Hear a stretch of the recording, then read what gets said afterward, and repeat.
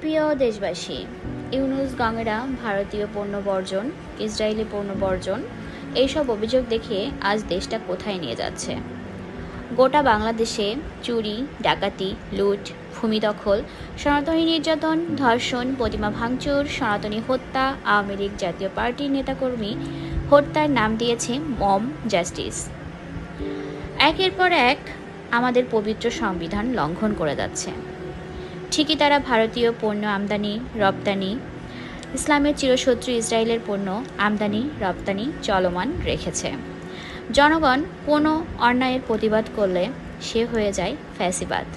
শুরু হয় হাসনাত, সার্জিস, নাহিদ, আসিফদের প্রকাশ্য জনগণকে হুমকি দেয়া।